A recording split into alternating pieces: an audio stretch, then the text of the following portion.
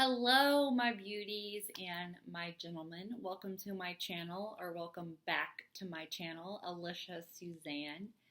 I know that I have been gone for quite a while, but I'm excited to be back. I have been trying to post pictures or videos of my new doggy up on YouTube for all of my followers. I have just been very busy this last few months. I moved, I have a new background, I've been in school, I've been taking graduate classes, but I am so excited to be back. It's a fresh new beginning. I cut off about 12 to 18 inches of my hair today, if you are a previous viewer. So I'm still getting used to that, and I want to expand my channel into some of my other interests. So I'll still be doing unboxings. I won't have quite as many, but I wanted to incorporate more interest, and the first one I would like to incorporate is book reviews. So I am a super avid reader. That's one of my favorite things to do. And I want to have this channel be a space, I think, for anyone, particularly women or men in their 20s, 30s, and 40s, I think would get a lot from this channel, or really anyone that enjoys reading would like this segment. So I'm going to call this the Reading Corner playlist.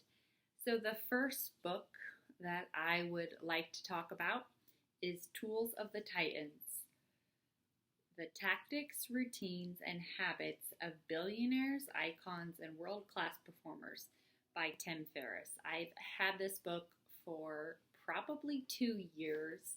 I started it, got distracted, and then came back to it again. I particularly don't want to be a billionaire. I think that's a lofty goal, and I don't think I'd be any happier being a billionaire, maybe a millionaire. But yeah, so let's just get right into it. The first thing I thought was very interesting about this book is he interviews authors, he interviews former Navy SEALs, he interviews television executives, comedians, business people, and he says that 80% of them have a morning routine of meditation. So that was the first thing that stuck out to me. And the book is divided into 3 sections, and the first section is called Healthy. And I think that's a really great way to start off this book. If you are not healthy and don't have good health and health habits, then I don't think you're likely to be a high-class performer or achieve your goals. And so he has some quotes opening up this page, and it says, "When I let go of what I am, I become what I might be." That's a good one. "There is no measure of health to be well adjusted to a profoundly sick society." I really like that quote because I do think in a lot of ways we do have a sick society, not only physically sick, but I think kind of contradicting the point of this book is we have a lot of people working a lot of hours, and maybe I think it's important to be successful and to make enough money to live your life and live your life comfortably, but I think after a certain point it's counterproductive. And in the end, winning is sleeping better. I think that's a really good thing. I think sleep is the foundation of being successful, actually. So I'm going to point out some other quotes or things they talked about in this book that I think are interesting. And a few of the people that he interviewed, including doctors, were not big fans of taking multivitamins. I've read that elsewhere as well, that multivitamins are kind of overrated. But at least 2 or 3 people in this section talked about taking magnesium, and I have read other studies or other things that say that magnesium is worth it. Sorry, I have my little puppy here. He wants to get involved in the video. So this is Cody Jackson. He's 4 months old, and he's the love of my life. So say hi. He likes to keep me company when I read. He likes to sleep on me or cuddle with me. So thank you, Cody, for the guest appearance. Um, yeah, taking magnesium. This doctor says alternating between magnesium sulfide and magnesium oxide. And he says take 600 to 800 milligrams per day. And this helps with the kidneys. I've also seen that magnesium has been proved to improve sleep and help with depression and anxiety. So I think that's a really good tip, and make sure it's quality. Another thing from this section is from Coach Summer. I'm not sure quite who that person is, but he writes a letter to Tim Ferriss, the author of this book, and he's talking about strength training, but I think if you take out the word strength improvements, you can add this quote to anything in life. So I really like this letter he wrote. He said, "Hi Tim, patience. Far too soon to expect strength or to expect improvements. Strength or any improvement in life take a minimum of 6 weeks. Dealing with the temporary frustration of not making progress is an integral part of the path towards excellence. In fact, it is essential and something that every single elite athlete has had to learn to deal with. In the pursuit of excellence was easy. If the pursuit of excellence was easy, everyone would do it." And I totally agree. Sorry, my dog is rocking my light back and forth. Unreasonable expectations, time-wise, resulting in unnecessary frustration due to a perceived feeling of failure. Achieving the extraordinary is not a linear process. I double highlighted this and circled it. The secret is to show up, do the work, and go home. Nothing can sway you from your purpose. Once the decision is made, refuse to budge, refuse to compromise, and accept that quality long-term results require quality long-term focus. No emotion, no drama, no beating yourself up over small bumps in the road. Learn to enjoy and appreciate the process. This is essentially important because you are going to spend far more time on the actual journey than those all too brief moments of triumph at the end. I love that so much, to embrace the journey and to focus on the journey, no drama, no emotion, get up and take action, because we're going to be on the journey to our goals a lot longer than the moments. I have been working on my master's for over a year, and I still have 7 months left, and I'm going to have a brief moment of walking across that stage and getting my degree. And, you know, people naturally adapt to what we have. So that's why people always want more and more. So, you know, I'll feel a couple moments of pride, and then eventually I'll just get used to the fact that I have a master's. And even though it was one thing I strove for and worked really, really hard to get, that will just become my baseline. So I think to embrace the journey part of me is really good. Certainly celebrate the moments of triumph when they occur. More importantly, learn from defeats when they happen, and you will get defeated. You will fail. In fact, if you are not interacting defeat on a fairly regular basis, you are not trying hard enough. And absolutely refuse to accept less than your best work. Throw out a timeline. It will take what it takes. I love that too. You know, not everyone is meant to run a marathon after 4 months of training. It takes what it takes. One more paragraph, but this is such a good letter. If the commitment is to a long-term goal and not to a series of smaller intermediate goals, then only one decision needs to be made and adhered to. Clear, simple, straightforward. Much easier to maintain than having to make small decisions after small decisions to stay the course when dealing with each step along the way. This proves far too many opportunities to drift from your chosen goal. The simple decision is one of the most powerful tools in the toolbox. Commit to one big long-term goal. I decide once. That's what I wrote in my margins. And I really like that too, because ultimately, again, going back to my master's or anything that may be going on in your life, I made the decision once to get my master's, and I know what I need to do to get that master's, and it's not a question of setting new goals every single semester. It's like, do I want this master's?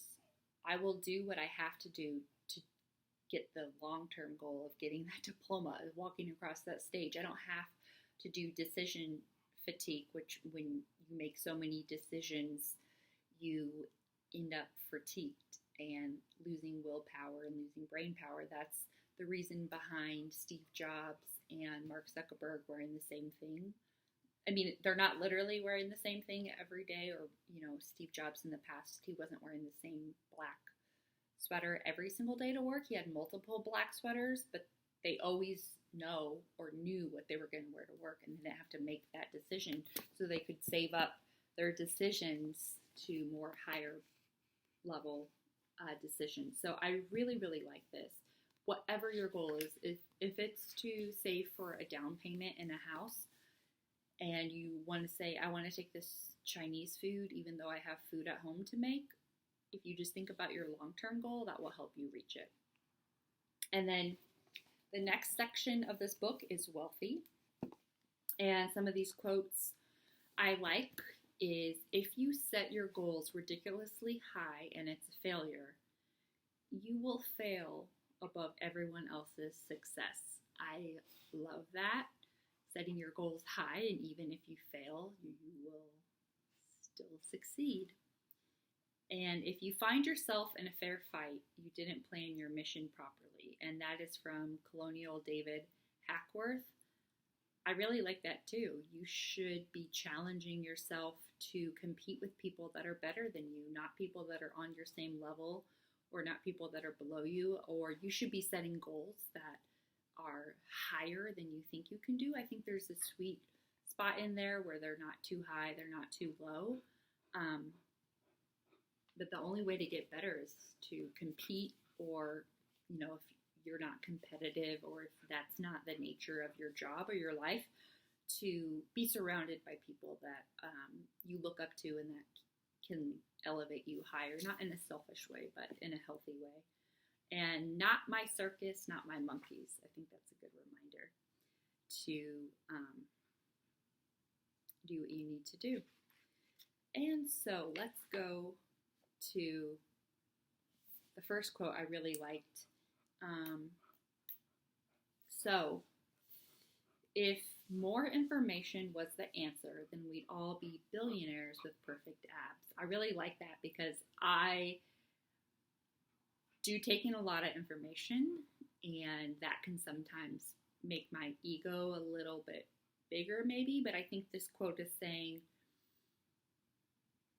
if more information was the answer, then yeah, I would be a billionaire with perfect abs. Sure, because I've read enough about how to make money and how to have perfect abs, but if I don't put that into action, then what's the point, of just having the knowledge if you don't do anything with it? So Tim Ferriss says, it's not what you know, it's what you do consistently.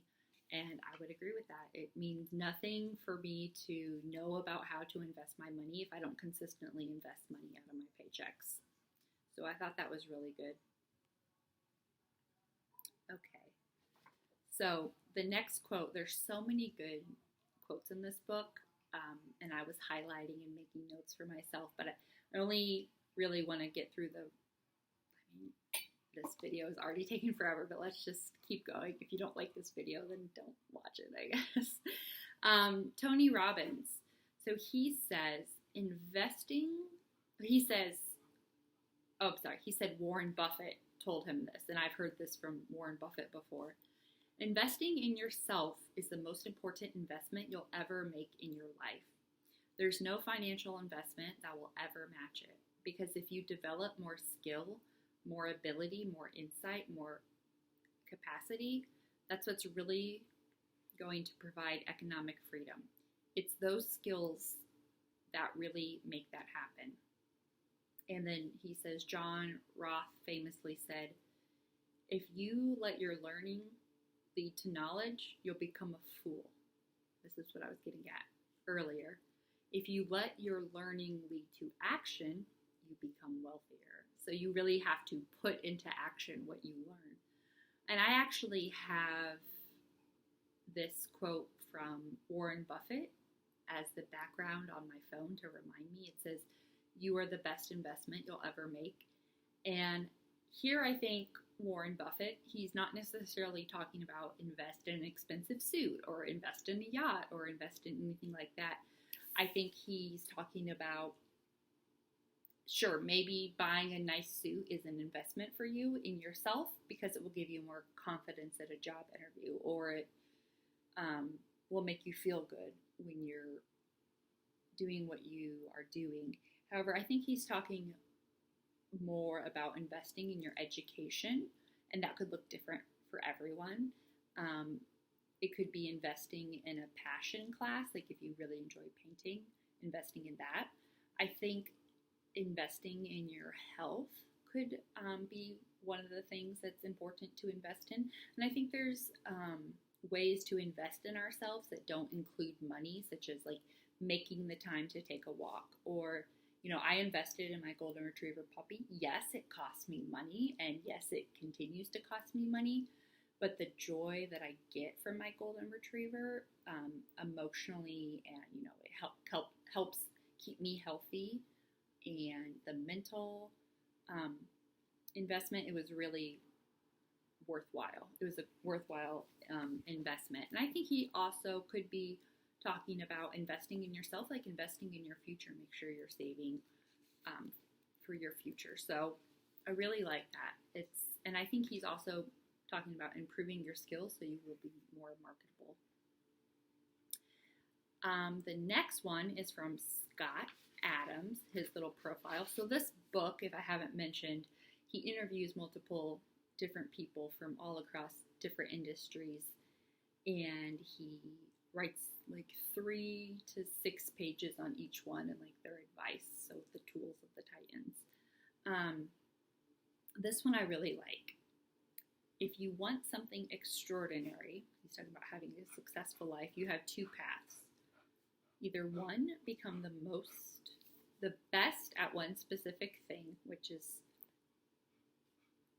pretty hard to be like the #1 software programmer in the world, or the #1 Wall Streeter or trade stock bonder, I guess, or the #1 real estate agent. I've heard other quotes like there's always going to be someone prettier than you, smarter than you, faster than you, more successful than you. And so the second path that he recommends is become very good, top 25% at 2 or more things. And he said this one is fairly easier. Everyone has at least a few areas in which they could be top 25. And he recommends to all young people that one of the areas that they choose to be the top 25, he says you should pick 2 or 3 topics or subjects that you are top 25 is public speaking. And for those of you that don't know, I actually started this channel. A lot of why I started this channel was because I'm shy and I don't feel comfortable on camera, and I don't feel comfortable public speaking, but I know it's a very important skill. And one way that I developed this skill or practice it was Toastmasters when I was living in South Korea. I highly recommend Toastmasters. And I think public speaking more than ever is an essential job requirement. Whether you're in a meeting with 5 other people or whether you are called on to lead a large organization or get interviewed, you never know when you might have a very obscure specialty, but something in the world could happen where you are called on, asked to be on CNN for that specialty. That happened to my professor in college. he studied one very specific thing. He studied nuclear power plants in Japan, and then there was an explosion at one, and he was all over the media because he had been studying it, and it wasn't a large topic until that happened. So you always want to be the best speaker you can be, and just, I really agree with that. And so, I am looking at the 3 skills that I can be top 25% in. I think 1, I can learn to be a public speaker. And number 2, I would obviously hope that I would be top 25% in special education. That is a goal that I would have to work up to. I still am in my 2nd year, and I still have so much more to learn, not only book-wise knowledge, but just practical skills. And so the 3rd and last section of the book is wise, and it says, the struggle ends when the gratitude begins. And I love that. We should always remember to be grateful. I was just talking to a friend about that, about how blessed we are, but it's so easy to forget how blessed we are and look at the larger picture. And then what you seek is seeking you. I think that's a really good quote as well, because I think some people would call it self-fulfilling prophecy. Some people might call it secret of attraction or power of attraction. But I think if you want to look for positive things or for blessings in your life, I think that's what you'll see. If you want to complain or see negative things, I think that's what you'll see too. So I think whatever you're seeking will seek you. You'll see what you want to see. So very good. And then there is Jocko Willink. You've probably seen him on YouTube. He's ex-Navy SEAL, and he's motivational speaker. I think he just is motivational or inspiring, and he really tells it like it is. And I honestly love watching his stuff on YouTube. Sometimes I just need a Navy SEAL to yell at me and tell me to get my stuff together. But he says, discipline equals freedom. And he says, it also means that if you want freedom in life, be that financial freedom, more free time, or even freedom from sickness and poor health, you can only achieve those things through discipline.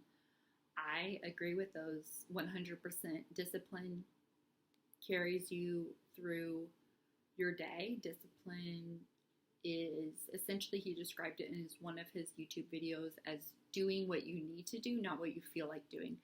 Every morning, rain or shine, he gets up and he runs. Or you might, rain or shine, every single paycheck, you put 20% into your Roth IRA. So it's doing what needs to be done, even when you don't feel like doing it. That's discipline. And that is what I'm trying to achieve. And there's one interesting part of this book. It's called Lazy, a Manifesto, which is kind of like the opposite of what this book is talking about, right? But it's actually really good because his point isn't to be lazy, but I just want to paraphrase some of this. Yes, I know we're all very busy, but what exactly is getting done? This busyness serves as a kind of existential reassurance, a hedge against emptiness. Obviously, your life cannot be silly or trivial or meaningless if you're so busy, completely booked, in demand every hour of the day. I know that I spent a whole workday or running errands and answering emails or watching movies, keeping my brain busy and distracted. As soon as I lay down to sleep, all the worries and big picture questions I've successfully kept at bay come crowding into my brain like monsters swarming out of a closet the instant you turn off the nightlight. I love this so much because there's a difference between being busy and being productive. And I have totally had days where I felt like I was running around from work meeting to errands to, run home, take care of the dog. And I'm like, but what did I actually get done today? What do I feel good about? Or what did I enjoy doing in this day? And so I do think it's very important for people to have a distinction between a busy life and a meaningful life or a productive life. And in other sections of this book, people say you don't have to give an explanation when you can't say no. You can't say yes to every single obligation, and you can just say, no, I'm sorry, that doesn't work for me. I hope it goes well, or good luck. And there's also a quote from someone where they say, if you want to say yes to everybody, essentially, like, you have to learn how to say no, and you can't expect that everyone will like you, because of course everyone wants you to serve on their committee, or bake brownies for their bake sale, or volunteer to do the extra project at work. And while sometimes that is necessary, or sometimes you may be interested in that and want to do that, don't confuse being busy with being productive or meaningful. And let's just keep on going. So Brene Brown, she is a professor at the Houston Graduate College of Social Work. She has many TikToks and is an author, and she studies vulnerability. I love some of her quotes from this book. So it says, afraid and brave can coexist. This idea that we're either courageous or chicken shit is just not true, because most of us are afraid and brave at the exact same moment all day long. Fear, but it's what you do with it that matters. I can resonate so much with this, because there have been so many times in my life where I've had to do hard things, and I'm scared. On the one hand, maybe you have to stand up for something that's not moral, or you have to you have to say no to that committee, even though you want to be liked. It's just not going to fit in your life, and you are courageous to say no and welcoming to, rub people some wrong way, but you're also scared to do it as well, because those are your friends, or those are your co-workers. And so I think that's really important, that we don't idolize brave people so much. Like, brave people have their fears and things too. They just put that aside to do what they think is right. So I think that was really important. And then she talks about, when I had the opportunity, did I choose courage over comfort? She mentions this quote from Theodore Roosevelt, and I love Theodore Roosevelt, his famous arena quote. And he says, the credit belongs to the man who's actually in the arena, whose face is marred by dust and sweat and blood, who strives, who errs, who comes short again and again, because there is no effort without error and shortcoming. I think with today's social media and online, I think it's really, really easy to criticize people or to bring up their flaws or failures. But if you're not in the arena, if you haven't done what they've tried to do, like, yeah, we all like to criticize famous people, or say, oh, her business failed or his business failed. But unless you've tried to start your own business, don't judge them. Like, you don't have the guts to do it yourself. And I really also like this quote, because he says, like, you will have shortcomings again and again and again, and there is no effort without error and shortcoming. When boxers fall down, they have to get back up, and they put lots of discipline into that. And then I think something very brave and that I really appreciate about this book is that Tim Ferriss talks about suicide, and he gets very vulnerable and talks about a time where he felt that would be a solution for his life, and thankfully he did not do that. And he talks about how to get help and mentions the hotlines.